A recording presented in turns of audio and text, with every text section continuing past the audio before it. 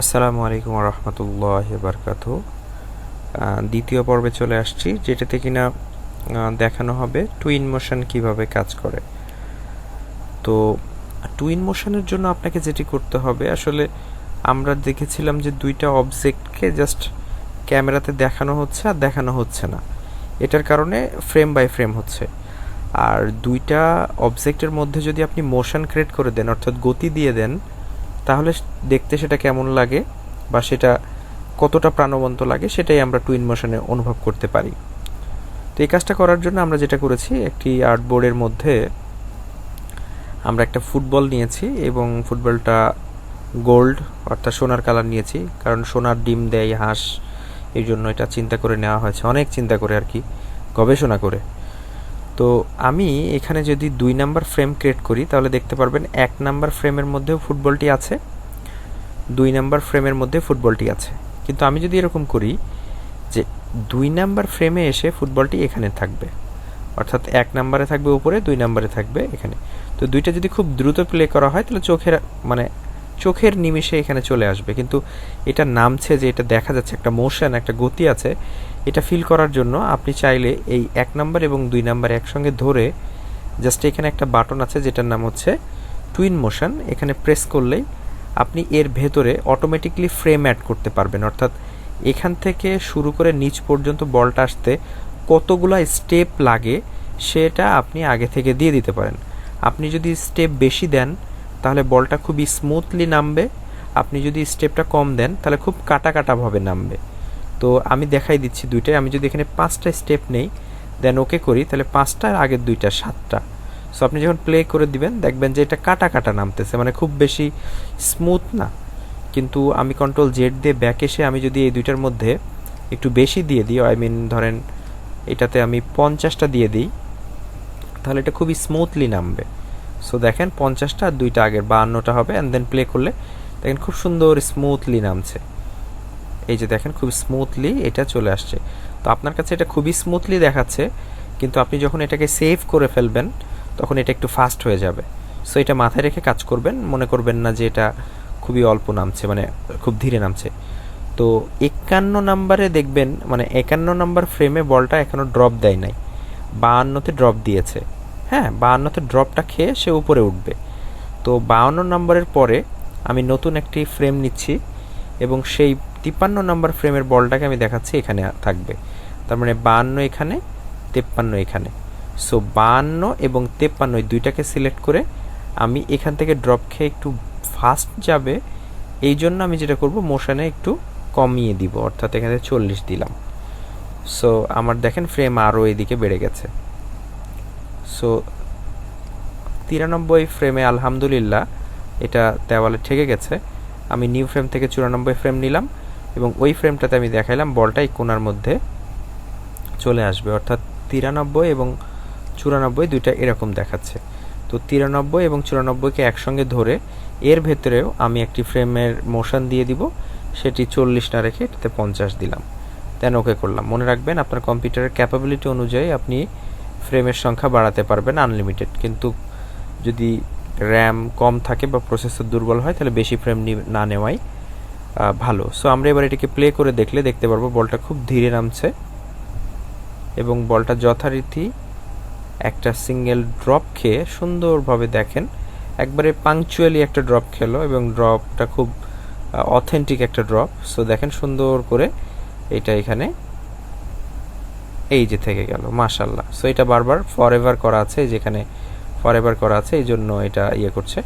তো আপনারা চাইলে আপনি 1 নাম্বার ফ্রেমটা সিলেক্ট করে এবং লাস্ট নাম্বার ফ্রেমটা সিলেক্ট করে আপনি এখান থেকে এটার অর্থাৎ সময়টাকে আপনি নো ডিলে করে দিতে পারেন, দেন প্লে করতে পারেন। তাহলে এটার ভেতরে কোনো ধরনের ডিলে থাকবে না, অর্থাৎ খুব স্মুথলি আর একটু ফাস্ট স্মুথলি চলে আসবে। এই যে কাজটা সম্পন্ন হলো, মাফ করবেন, এই কাজটা সম্পূর্ণ পুরো প্রসেসটাই হচ্ছে টুইন মোশন, অর্থাৎ আপনি অটোমেটিকলি ফ্রেম ক্রিয়েট করতে পারছেন, আপনাকে নতুনভাবে নিজে থেকে ফ্রেম বানাতে হচ্ছে না।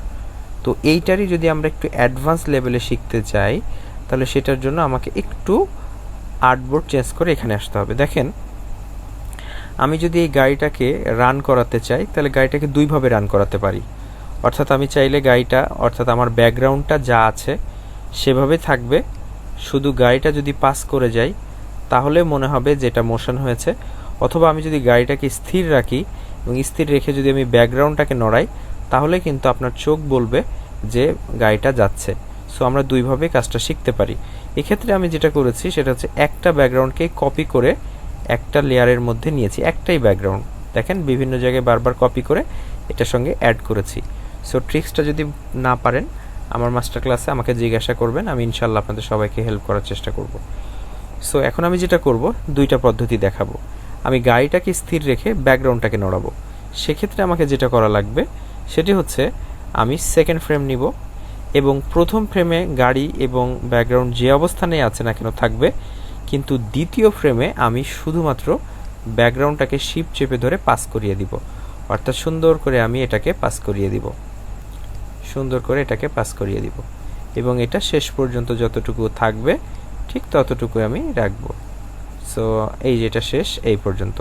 এখন আমি যদি এইটা এখানে নিয়ে আসি আপনি শুধু দেখতে পারবেন যে একটা ফ্রেম নড়াচড়া করছে, কিন্তু আমি যদি 1 এবং 2 সিলেক্ট করে এখানে মোশন দিয়ে দিই, লাইক 50 না দিয়ে আমি 40 দিলাম, দেন ওকে করলাম। এবার অটোমেটিকলি আপনি একটা জিনিস খেয়াল করবেন যে সুন্দরভাবে এই ব্যাকগ্রাউন্ডটা নড়াচড়া শুরু করবে। সো এটা নড়াচড়া করার আগে আপনাকে খেয়াল রাখতে হবে আপনার যে ফ্রেমের সেকেন্ডটা আছে সেটা যেন কমানো থাকে। যদি কমানো না থাকে তাহলে এটি প্লে হতে সময় নেবে। আমি সেক্ষেত্রে 1 সেকেন্ড করে দিলাম, দেন প্লে বাটনে প্রেস করছি। মজার ব্যাপার, এবার দেখেন ইটস ডান, আলহামদুলিল্লাহ আলহামদুলিল্লাহ। সো জাযাকাল্লাহ খায়রান। সো দেখেন সুন্দর মনে হচ্ছে গাড়িটা যাচ্ছে। অনেকের মনে প্রশ্ন হবে গাড়ির চাকা কেন ঘুরছে না, এত জোরে যাচ্ছে কেন? আপনারা যদি এখনই মানে ব্যাকুল হয়ে যান অ্যাডভান্স কিছু নিয়ে, তাহলে আপনাকে অ্যাডভান্স কিছু নিয়েই চিন্তা করতে হবে। সো আপনি তো বেসিক শিখতেছেন না, আপনাকে শুধুমাত্র ভিত্তি স্থাপন দিচ্ছি। এর থেকে আরও বেটার পজিশনে করতে গেলে আপনাকে আফটার ইফেক্ট শিখতে হবে এবং ফটোশপের মধ্যেও কিছু প্লাগইনস আছে যেটা কিনা আমি দেখিয়ে দিব সামনে, সেটাতে আরও ইজিভাবে কাজ করতে পারবেন, কিন্তু আপনাকে ফান্ডামেন্টাল তো শিখতেই হবে। সো উতলা হবেন না, আল্লাহর প্রতি বিশ্বাস রাখুন এবং ধৈর্য ধরে কাজ করে যান। আশা করছি এই ব্যাপারটা আপনারা বুঝতে পেরেছেন। সো এবার যদি আমি একটু ব্যাক আসি কন্ট্রোল জেড দিয়ে, যদি এক্ষেত্রে আমার ব্যাপারটা এরকম হয় যে শুধুমাত্র গাড়িটা মানে ব্যাকগ্রাউন্ড ঠিক থাকবে, গাড়িটা পাস করবে, সেক্ষেত্রে আমাকে যেটা করতে হবে আমি গাড়িটাকে আমার ফ্রেমের বাইরে রাখলাম এবং সেক্ষেত্রে আমি গাড়িটাকে ধরতে পারবো না, কারণ আপনি বাইরে চলে গেলে কোনোভাবেই ফ্রেমটাকে ধরতে পারবেন না যতক্ষণ পর্যন্ত অটো সিলেক্টটা তুলে না দিচ্ছেন। অটো সিলেক্ট তুলে দিবেন এবং খেয়াল করবেন এই গাড়িটা লেয়ার নাম্বার কি লেখা ছিল বা নেমটা। সো আমি দেখতে পাচ্ছি এটা ছিল। তো সেক্ষেত্রে আমি এখন যেটা করব সেটি হচ্ছে যে 2 নাম্বার ফ্রেমটা নিব এবং 2 নাম্বার ফ্রেমে থাকা অবস্থায় আমি গাড়িটিকে জাস্ট এই পাশ থেকে এই পাশে পাস করে দেব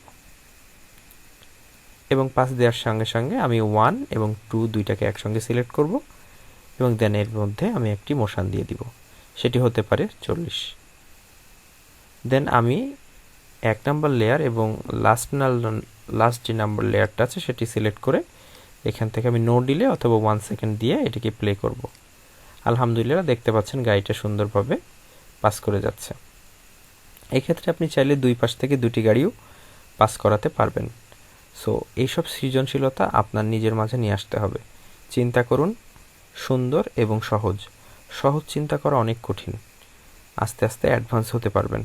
তবে আমি কাউকে অ্যাডভান্স বানাতে পারবো না, অ্যাডভান্স হতে হয় নিজে নিজে। তো আমরা এখন শিখে গেছি কিভাবে খুব সহজে খুবই ইজি মেথডে টুইন মোশন ব্যবহার করতে হয়। এভাবে চাইলে আপনি আপনার ডিজাইনকে আরও সুন্দর করতে পারেন। এরপরে আমরা যেটি শিখব তৃতীয় স্টেপে, সেটির নাম হচ্ছে ক্রিয়েট ভিডিও টাইমলাইন। সো আপনার ডিজাইনকে কিভাবে ভিডিও টাইমলাইনের মাধ্যমে এডিট করতে হয় সেটি আমরা শিখব। ততক্ষণ পর্যন্ত ভালো থাকুন। আল্লাহ হাফেজ। আসসালামু আলাইকুম ওয়া রাহমাতুল্লাহি ওয়া বারাকাতুহু।